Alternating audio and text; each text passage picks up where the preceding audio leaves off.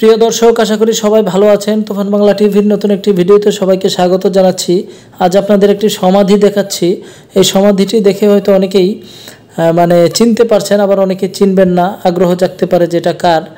এটা হচ্ছে বহু ভাষাবিদ, ভাষা সৈনিক এবং ঢাকা বিশ্ববিদ্যালয়ের সাবেক অধ্যাপক, যিনি ঢাকা বিশ্ববিদ্যালয় প্রতিষ্ঠাকালীন সময় থেকে দীর্ঘ জীবন এখানে অধ্যাপনা করেছেন, সেই বহু ভাষাবিদ, ভাষাবিজ্ঞানী, ভাষা সৈনিক এবং অধ্যাপক ডক্টর মোহাম্মদ শহীদুল্লাহর কবর এটি। তো এই সমাধিটি কোথায় অবস্থিত, যারা দেখেছেন বা তার সম্পর্কে জানেন তারা অবশ্যই জানবেন। এটি হচ্ছে ঢাকা বিশ্ববিদ্যালয়ের শহীদুল্লাহ হলের পাশেই অবস্থিত। যদিও তিনি একজন মহান ব্যক্তিত্ব এবং বাংলা ভাষা ও সাহিত্যের জন্য যার অবদান অনস্বীকার্য, সেই মহান জ্ঞান তাপসের সমাধি হিসাবে সমাধিসৌধটা খুবই ছোট আমার কাছে মনে হয়েছে। তো এখানে দেখুন সাইনবোর্ডে কিন্তু অনেক কিছু লেখা আছে, আপনারা প্রয়োজনে পজ করে দেখে নেবেন। আমি এটা আর পড়ছি না, ওনার সম্পর্কে আমি বলি। উনি হচ্ছে 19 শতকে ভারতে জন্মগ্রহণ করেছিলেন।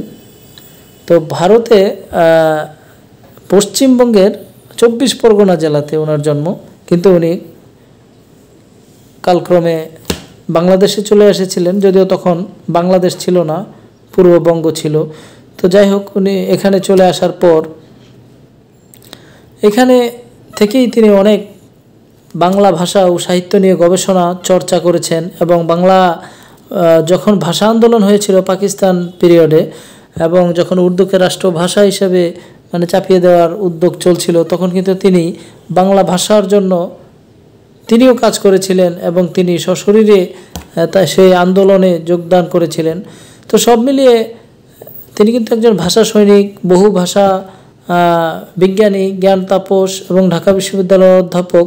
সেই হিসাবে তিনি একজন মহান ব্যক্তিত্ব, এবং বাংলা ভাষা ও সাহিত্যে তার কতটা অবদান রয়েছে এটা আপনারা অবশ্যই যারা বাংলা ভাষাভাষী রয়েছেন কম বেশি জেনে থাকবেন, অথবা যারা পড়ালেখার সাথে যুক্ত ছিলেন বা পড়ালেখা করেছেন তাদের তো এটা এড়িয়ে যাবার কোনো অপশনই নেই।